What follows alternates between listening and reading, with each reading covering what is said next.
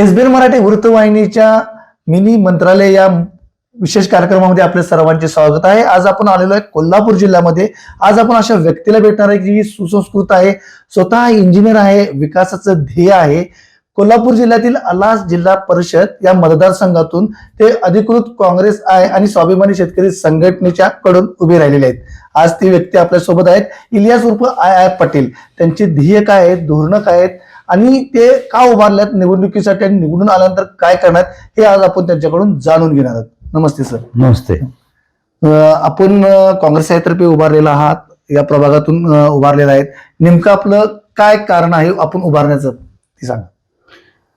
गेली अनेक वर्षापासून मी त्या भागात माझा व्यवसाय कन्स्ट्रक्शनचा असल्यामुळं बरेच वर्षापासून तिकडच्या लोकांचे माझे संबंध फार जवळचे आहेत। काम करत असताना बऱ्याच लोकांचे माझे संबंध आले आणि बघण्यामध्ये असं माझ्या डोक्यात असं आलं की एक दिवस मी सुद्धा एकदा जिल्हा परिषद सदस्य होऊन माझे जे व्हिजन आहेत डोक्यात, जे पूर्वी जे झालेले हे आहेत म्हणजे सदस्य जे आहेत जिल्हा परिषद सदस्य, त्यांची कामं करायची पद्धत आणि आपण जे विचार करतो त्यामध्ये बराच फरक दिसून येतो मला। तर माझ्या डोक्यात असं आलं की एक व्हिजन ठेवून हे जे रखडलेली जी कामं आहेत अनेक वर्षापासून, मी स्वतः इंजिनियर असल्यानं मला ते जाणवतंय की बाबा हे काम योग्य पद्धतीनं होत नाही असं दिसतंय मला। तर एकदा मला संधी दिली, लोकांनी मला निवडून दिलं, तर मी त्या भागात 100% कायापालट करेन असं मला वाटतंय।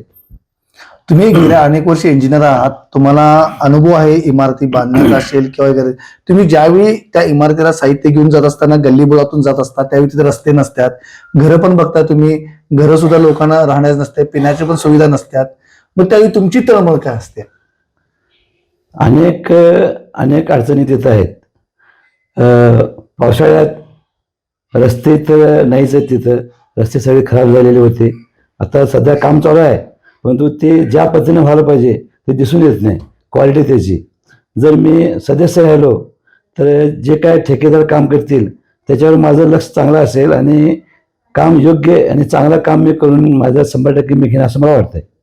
आपण पाहिलं की बऱ्याच ठिकाणी कोल्हापूर जिल्हा असेल ते जवळचाच तुमचा सांगली जिल्हा असेल की महापुराचा फटका खूप मोठ्या प्रमाणात इथं बसतो। आजूबाजूचा परिसर सगळा शेतीचं मोठ्या प्रमाणात नुकसान होतं, की लोकांना बरेच दिवस पाण्यात सुद्धा राहावं लागतं, अत्यंत दयनीय अवस्था होत्या। याकडे तुम्ही कशा पद्धतीने बघता? आता मी 2019 आणि 2021 महापुर बघितलंय। अनेक अडचणीतून लोक म्हणजे त्यातनं बाहेर पडल्यात।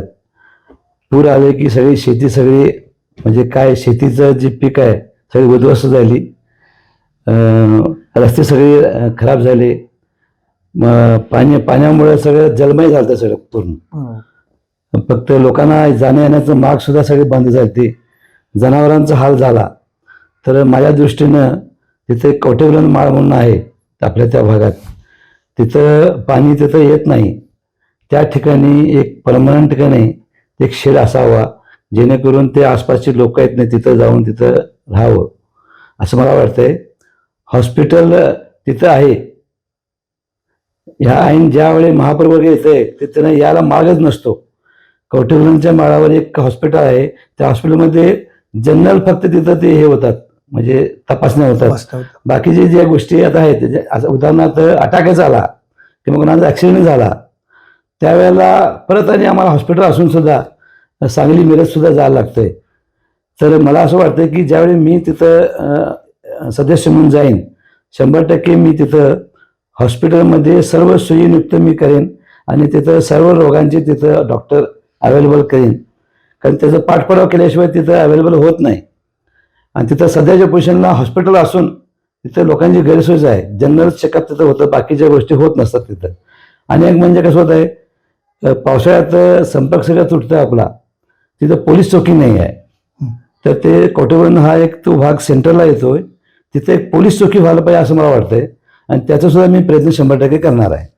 आपण पाहिलं की जिल्हा परिषदचा गटाचा जो भाग असतो तो ग्रामीण भागाशी जोडलेला असतो, बरोबर। आणि बरेच ठिकाणी असं महत्वाचं सगळ्यात आरोग्याचा असतो, आरोग्याशी खेळ केला जातो, कारण तिथं आरोग्य केंद्र पण नसतात।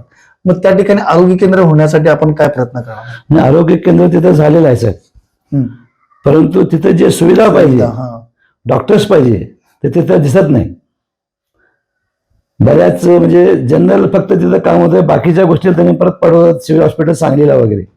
तर मला वाटतं की तिथं त्यांचा पाठपुरावा करून तर तिथं मी डॉक्टर अवेलेबल करायचं माझं मानस आहे, जेणेकरून सर्व तिथं सुविधा लोकांना हॉस्पिटलची मिळालं पाहिजे असं मला वाटतं. हे झालं हॉस्पिटलचं. गेल्या काही वर्षापूर्वी एक महामारी सगळ्यात मोठी आली होती, करोनाची. त्या कोरोना काळामध्ये सुद्धा आपलं उत्तम काम झालं असं ऐकण्यात मिळते. नेमकं काय आहे? कोरोना पिरियडमध्ये लोकांचं हाल म्हणजे लोक घरात बसून राहिले. शेती काम करणारे शेतमजूर जे आहेत त्यांना खाण्यापिण्याचं सुद्धा ते महाग झालते. तर आम्ही प्रत्येक गावात किट या स्वरूपात एक महिन्याचं म्हणजे राशन त्यांना आम्ही एका ह्याच्यामध्ये पॅक करून त्या घरपोच आम्ही सगळ्यांना केलं होतं. आणि बरेच दिवस मी जेवणाची सुद्धा सोय केली अशी, म्हणजे घरपोच जेवण तयार सुद्धा करून मी तिथं पोच केलेलं होतं. म्हणजे लोकांना काम नव्हतं, काम नसल्यामुळे त्यांना खाण्यापिण्याचं सगळं अडचण झाली होती त्यांना. आता तुम्ही प्रचार करत असताना घर टू घर जाता कळतंय, पण त्यावेळी त्या लोकांच्या समस्या काय असतात? सांगत असतील तुम्हाला ही अडचण आहे, ही पाणंद रस्ते आहेत, आम्हाला बाकीचे पाण्याचा प्रॉब्लेम आहे, या अडचणी आहेत. पण त्या कोणत्या अडचणी त्यांनी कशा सॉल्व्ह करणार? पाणी तिथं ग्रामपंचायतकडून मिळतोय, पण ते फिल्टर झालेलं पाणी नाही आहे. त्यांना परत आणि जाऊन ते पैसे देऊन ते टाकूनच ते आणायचे पाहिजे. तर माझं सुद्धा ते डोक्यात आहे की ते प्रत्येक गावात फिल्टर करून पाणी त्यांना उपलब्ध करून द्यावं, हा माझा एक साधन डोक्यात माझं आहे. मोठा विषय कुठला भेडसावते असं लोकांचा इथं? म्हणजे रस्ते पाणी तर आहेच, दुसरं आणखीन काय वाटतं? शेती सोडून तिथं काहीच रोजगार नाही आहे. अच्छा अच्छा. त्यासाठी त्यांना जयसिंगपूर, सांगली, कुपवाड वगैरे असं तिथं जायला लागतंय. भविष्यात एक इंडस्ट्रीयल लेआउट माझं करायचं मानस आहे माझं त्या माळावर, जेणेकरून तिथं कंपन्यांना तिथं जागा देऊन लोकांना रोजगाराची निर्मिती करावी असं मला वाटतं. मग शेतीचा विषय तुम्ही बघितलाच आहे, करोनाचा विषय तुम्ही बघितलाच आहे. तुम्ही एक तुमचं ते जाहीरनामा प्रसिद्ध केलेला आहे. त्या जाहीरनामामध्ये तुम्ही महिलांचं सुद्धा चांगलं म्हटलं की महिलांना प्रोत्साहन करण्यासाठी, सबलीकरणासाठी आवश्यक त्या गोष्टी तुम्ही करणार म्हणून. हो, माझं ते डोक्यातच आहे. कारण लेडीज सुद्धा जे आहेत आता सध्या तिथं त्यांना तिथं काम नसल्यामुळं पाऊस पडला की त्यांना काम मिळत नाही, बाहेर ते दुसरं काम मिळाल्यामुळे त्यांना तर बाहेर जायला लागतं त्यांना, जयसिंगपूर, सांगली, कोपवाड वगैरे. तर तिथं त्याच्या सबलीकरणासाठी मी अनेक उपाय तिथं मी करणार आहे, जेणेकरून त्यांनी स्वावलंबी व्हावं. सगळ्यात मोठा प्रश्न भेडसावतो ते म्हणजे शाळांचा. सध्या आपल्या प्रभागामध्ये शाळांची परिस्थिती काय आहे आणि त्यासाठी तुम्ही काय करणार आहात? जिल्हा परिषद शाळा गेले की तिथं मुलंच नाहीत.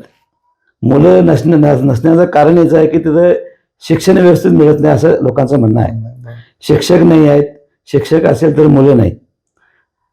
ज्या ठिकाणी 2-2, 3-3 शिक्षक पाहिजे तर एकच शिक्षक आहे, आणि जिथं शिक्षक आहे मुलं हे म्हणजे जिल्हा परिषद शाळामध्ये अभ्यास व्यवस्थित होत नाही. आपण ते जे मुलं ह्याच्यामध्ये जात नाही, कॉम्पिटिशनमध्ये बसत नसल्यामुळं, चांगलं शिक्षण मिळत नसल्यामुळं त्यांनी इतर मीडियमकडे ते म्हणजे डायव्हर्ट झालेले आहेत. तर मला असं वाटतं की मी जर जिल्हा परिषद सदस्य झालो तर हे जिल्हा परिषद शाळा जे आहेत हायटेक, त्यांना हायटेक करेन, आणि त्या मुलांना जे काय आता सध्या गरज आहे, मुलांना जे लागणार आहे त्या सगळ्या सुविधा तिथं त्यांना शिक्षकाच्या माध्यमातून मी द्यायचं मानस करणार. म्हणजे आणखीन तुम्ही फिरत असताना आणखीन कुठल्या सुविधा तुम्हाला भेडसावता येत असं वाटतं, किंवा या सुविधा नाही आहेत पण मी निवडून आल्यावर मात्र त्या नागरिकांना या सुविधा देऊ शकतो? जिथं शाळा आहे तिथं बऱ्याच ठिकाणी ग्राउंड नाही आहे. माझ्या डोक्यात ते ग्राउंडचं बी एक आहे, म्हणजे मुलांना खेळ जे आहे खेळाचं बी त्यांनी ते हे घ्यायला पाहिजे. आणि ते बऱ्याच मुलं खेळाच्या ह्याच्यात सुद्धा म्हणजे आपले हे केलेले आहेत. महत्वाचं म्हणजे एक पॉझिटिव्ह थिंकिंग आहे तुमच्याकडे. कळते की बाबा कुठलाही सण आला किंवा ईद असू दे काय असू दे, तुम्ही गरजू लोकांना लगेच धावून जाताय, त्यांच्यासाठी मदत करताय. गरीब जसं श्रीमंत लोक ईद सणाच्या वेळेला आपल्याला हवं ते गोष्टी जाऊन पैसे असल्यामुळे सगळ्या गोष्टी करू शकतात, पण गरीब माणूस ते ईद किंवा दिवाळी असू दे काय असू दे त्यांना त्यांच्याकडे ते आर्थिक हे नसल्यामुळं त्यांनी आपण जशा पद्धतीनं तिथं हे करतोय साजरी करतोय ईद, त्यांना ते पैशाच्या आर्थिक संकटामुळे त्यांना ते साजरी करता येत नाही. तर मी प्रत्येक वर्षी काय करतोय, गरिबांना ईद निमित्त जे काय तिथं लागणारे हे असतात हे वस्तू मी त्यांना किटच्या रूपानं प्रत्येक ईदला मी तिथं प्रत्येक वर्षी गरिबांना मी वाटप करतोय. प्रत्येक खेड्याखेड्यामध्ये जाऊन देतोय त्यांना. साहेब, सगळ्यात महत्वाचा इथला विषय म्हणजे आपण पाहिलात की नरसोबावाडी आहे, मग दत्ताचं मंदिर आहे, देशभरातील भाविक या ठिकाणी येत असतात, त्या मानणारा बघताय. म्हणजे तुम्ही आणखीन काय त्याच्यासाठी करू शकता का? बऱ्याच गोष्टी करण्यासारख्या आहेत. सध्या तिथं डेव्हलपमेंट चालूच आहे सोडा. आता तिथं आंघोळीला गेलं की आम्ही बघतोय की प्रत्येक महिन्याला किंवा आठवड्याला एखादा माणूस तिथं बुडालेलाच आहे. बरोबर आहे. तर तिथं एक माझ्या डोक्यात आहे की ते नदीचे पात्रात का नाही, जिथं ते लोक आंघोळीला जातात त्या ठिकाणी हे होऊ नये धोका, त्यासाठी जाळी वगैरे अशी काहीतरी योजना माझ्या डोक्यात आहे. म्हणजे एखादा असं पोहत असताना काय झालं की ते त्याला कुठल्या तरी काय ह्याच्यामध्ये ते बाहेर त्याला काढता यावं. कारण ते नावेत राहायच, पण नावाला जाऊ पोचूस पत्र तो बुडा हे झालेला असतं. तर त्या परिसरात का नाही एक परमनंट खाली याच्यामध्ये जाळी असं खाली हे करून, बरोबर, मग ते असं झालं की ते बाहेरच्या लोकांना ते वरता यावं आणि तो माणूस हे राहावं. बरोबर, त्यासाठी उपाययोजना काहीतरी करायचं म्हणजे मानस आहे माझं. मग अशी तुम्ही म्हटलं की तुमचा जो का मतदारसंघ येतो त्या मतदारसंघामध्ये सगळ्यात जास्त आहे ती शेती आहे. शेतीशी निगडीत जास्त आहे. महापूरच्या काळामध्ये सुद्धा शेती पूर्ण बुडालेली असते, नुकसान झालेलं असते, आणि त्यामध्ये तुम्हाला स्वाभिमानी शेतकरी संघटनेकडून जो पाठिंबा मिळालाय, पण त्यांची मदत कशी तुम्ही करणार? नाही, ऊस दराचा प्रश्न आहेच. प्रत्येक वर्षी स्वाभिमानी संघटना शेतकऱ्यांच्यासाठी चळवळीतनं लोकांना शेती भाव म्हणजे ऊसाचा भाव मिळवून देण्यासाठी त्यांनी अतोनात प्रयत्न केल्यात आणि त्याचा मोबदला त्यांना मिळवून दिलेले आहेत. प्रत्येक वर्षी आंदोलन करून महागाई वाढली की त्यांनी दर वाढवून घेतल्याशिवाय ऊस तोडायलाच देत नाही. त्यांनी चळवळीतला भरपूर फायदा शेतकऱ्यांना झालेला आहे, म्हणजे राजशेट्टीच्या माध्यमातून. त्यांच्या पण काही तर अडचणी असतील किंवा त्यांना बाबा ऊसाचं तुम्हाला मी माहिती आहे, ऊसाला शेताकडे जाताना रस्ता नसतो, पाणंद रस्ता बारका असतो, त्या अडचणी सांगत असतात, त्या सुद्धा कशा मार्गी लावणार आपण? आता ते पाणंद रस्त्याचा विषय जिल्हा परिषदच्या माध्यमातून का नाही, आता मी ज्यावेळी फिरत असतोय, आता फिरायला लागलोय मतदाराच्याकडं, बऱ्याच लोकांनी मला ते दाखवल्यात की बाबा इथे रस्ता नाही, आम्हाला वाहन इथून येत नाही, ते मरून टाकून द्यायला पाहिजे, रस्ता करून द्यायला पाहिजे. मी फिरत असताना ज्या ठिकाणी गेलोय, जे रस्ते त्यांना ज्या लोकांना तिथे पाणंद रस्त्याची आवश्यकता आहे मी नोट करून घेतलंय.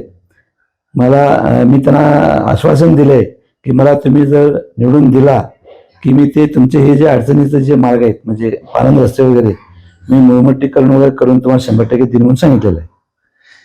तुम्ही जर उद्या निवडून आला तर तुमचं नेमकं व्हिजन काय असणार या प्रभागासाठी तुमच्या? अख्ख्या महाराष्ट्रात जिल्हा परिषद मतदारसंघात जे काम झालेलं नाही मी ते काम करण्याचं माझं मानस आहे. आणि एक काय म्हणतो आपण त्याला, जिल्हा परिषदमध्ये जे काम लोक एखाद्या जिल्हा परिषदमध्ये काम चांगलं झालं असते तिथं ते पाहणी करायला येतात, तर मी माझं मानस आहे की 1-2-3 वर्षामध्ये ह्याची कायापलट करून देणार आणि एक आदर्श लोकांना दाखवणार की बाबा एक जिल्हा परिषद सदस्य हे काम करू शकतंय, जाऊन तिथं ते आलाच मतदारसंघात बघा जावा म्हणून. अरे वा, क्या बात आहे. मग आपण मतदारांना काय आवाहन करणार? मला मतदारांना माझी नम्र विनंती आहे की मला एकदा संधी देऊन बघा.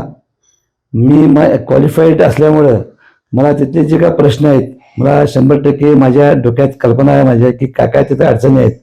मी सर्व गोष्टी प्रामुख्याने जे काय रस्ते, पाणी, गटर हे जे काय आहेत बेसिक हे तर करणारच आहे. बाकीचं जे काय आता हॉस्पिटलचा विषय आहे, पोलीस चौकीचा विषय आहे किंवा पाण्याचा फिल्ट्रेशनचा विषय आहे, मी 100% ते मागे लावणार आहे आणि त्या दृष्टीने मी सगळं काम करणार आहे. गेली अनेक वर्षापासून मी त्या भागात काम करतोय. बऱ्याच लोकांची म्हणजे आसपासच्या लोकांचे माझे संबंध जवळचे असल्यामुळं मला असं वाटलं की एक मी जिल्हा परिषद सदस्य झालो तर जे काय कामं रखडलेली कामं आहेत तर ते मी पूर्ण करेन. उदाहरणार्थ आता आमचे जे उमेदवार आहेत पंचायत समितीचे, अजित दानोडे, त्यांनी जिल्हा परिषद सदस्य होते त्यावेळेला तो कवटेकरांच्या माळावर हॉस्पिटल बांधला, परंतु तिथं जे काय पुढं कंटिन्यू सुविधा द्यायला पाहिजे सदस्यांना पुढं होऊन, त्यांनी ते सुद्धा त्यांनी म्हणजे करू शकले नाहीत. तर आता मी जर जिल्हा परिषद सदस्य झालो की अजित दानोडे पंचायत समिती सदस्य आणि इकडं गणेशवाडीच्या मतदारसंघात बाळ मानकापुरे यांचे मिसेस ते एक स्वाभिमानी संघटनेचे आता आमचे अधिकृत उमेदवार आहेत गणेशवाडी मतदारसंघात. ह्या दोघांना मी संगत घेऊन जिल्हा परिषदमध्ये जे काय रखडलेली कामं आहेत जिल्हा परिषद आणि पंचायत समितीची ही सर्व कामे मी मार्गी लावण्याचा माझा प्रयत्न असणार आहे. आणि एक म्हणजे जे काय इंडस्ट्रियल पार्क माझ्या डोक्यात आहे कवटेकरांच्या माळावर वगैरे, तर तिथं शेती म्हणजे शेतीमधून जे काय म्हणजे पिकं जे येतात शेती बेस ॲग्रोबेस इंडस्ट्री तो उभा करायचा माझं मानस असणार आहे. कारण शेतीमधून जे काय उत्पादन होतंय त्याची प्रक्रिया करून ते प्रोडक्ट आपल्याला बाहेर पाठवता येते आणि त्यातनं शेतकरी सदन होईल असं मला वाटतंय. जिल्हा परिषद शाळाची अवस्था आज बघितली तर फार बिकट झालेली आहे. त्याला कारण फक्त असं आहे की त्यांना चांगलं शिक्षण मिळत नाही. तर मी जिल्हा परिषद सदस्य झालो तर मी ते शाळा ज्या आहेत मी हायटेक करीन, डिजिटल करीन आणि जे काय कॉम्पिटिशन चाललं आहे आज त्या कॉम्पिटिशनमध्ये इथली मुलं सुद्धा तयार व्हायला पाहिजे, जेणेकरून त्यांनी त्या कॉम्पिटिशनमध्ये गेलं की त्यांना चांगला अधिकारी कुठल्याही म्हणजे MPSC मध्ये UPSC मध्ये त्यांना यश प्राप्त होईल. आणि हा बेस असतोय तो बेस त्यांचा मी मजबूत करेन. पहिल्या 100 दिवसामध्ये मी निवडून आलो की जे समस्या आहेत प्रामुख्याने पाणी, रस्ते आणि ड्रेनेज, मी प्रचार करत असताना मी व्यवसायानं सिव्हिल इंजिनियर आहे. मी गेली 40 वर्षापासून हा व्यवसाय करतोय.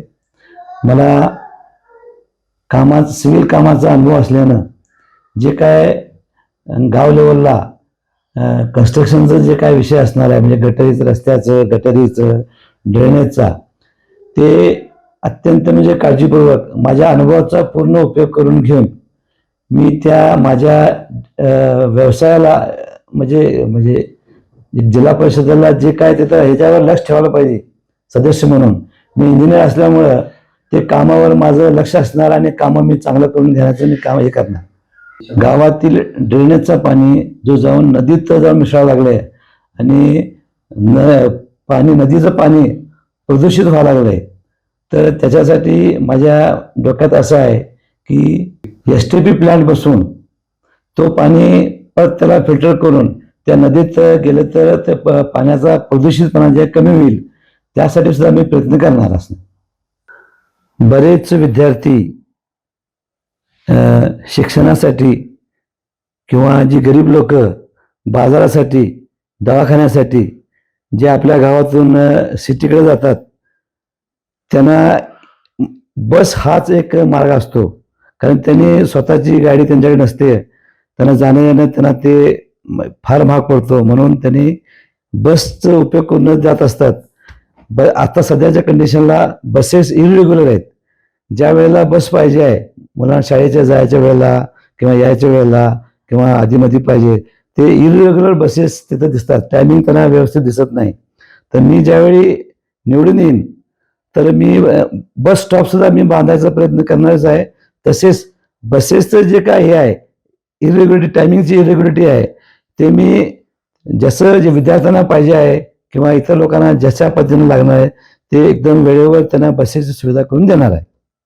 मी गेली 7-8 वर्ष झालं जिल्हा परिषद सदस्य होऊन एक काम दाखवण्यासाठी मला तिकीट मिळावं ह्यासाठी मी म्हणजे प्रयत्नशील होतो पूर्वीपासून.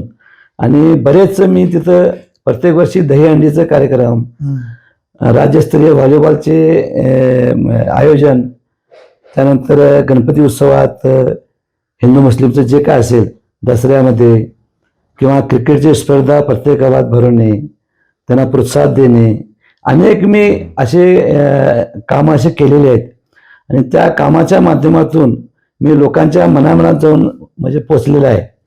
त्याची दखल ह्या माझ्या काँग्रेस पक्षानं आणि स्वाभिमानी संघटनेनं माझं घेतल्यामुळं मला माझ्या तिकिटासाठी जास्त प्रयत्न करायला लागलंच नाही, कारण माझं कामच सांगत होता की मला ह्या माणसाला तिकीट द्यायला पाहिजे. आणि त्या ज्या विश्वासाने त्याने मला तिकीट मला दिलेलं आहे, उमेदवारी दिलेली आहे, त्यांच्या विश्वासाला मी पात्र राहून 100% मी त्या भागाचा कायापलट करीन आणि त्यांच्या विश्वासाला मी पात्र राहीन. जिल्ह्याचे नेते, माजी राज्यमंत्री बंटी पाटील साहेब, शिरूर तालुका, आमचे शिरूर तालुक्याचे आमचे भाग्यविधाते उदान पंडित गणपतदादा पाटील, शेतकऱ्यांचे कैवारी राजू शेट्टी साहेब, तसेच उबाटाचे मधुकर पाटील, या सर्व नेत्यांनी माझ्यावर विश्वास ठेवून मला आलास जिल्हा परिषद मतदारसंघातून अधिकृत उमेदवारी दिलेली आहे. काँग्रेस माझं चिन्ह आहे हात. तसेच अजित दानोळे हे आलास मतदारसंघातून पंचायत समितीला उभा राहिलेले आहेत. आणि गणेशवाडी मतदारसंघातून, आलास मतदारसंघातून 2 पंचायतीचे हे असतात, त्याच्यामध्ये गणेशवाडीमध्ये स्वाभिमानी संघटनेकडून राजश्री मानकापुरे यांना अधिकृत म्हणजे उमेदवारी मिळालेली आहे संघटनेकडून. या दोन्ही उमेदवार आणि मला उमेदवारांनी मतदान करून भरघोस मताने विजय करावा अशी मला नम्र विनंती आहे. हे होते इलियास पटेल, ज्यांनी सांगितलेलं आहे की बाबा मला जर काय निवडून दिला तर मी या ठिकाणी विकासाचा डोंगर उभा करून एक रोल मॉडेल बनवून दाखवल्याशिवाय राहणार नाही.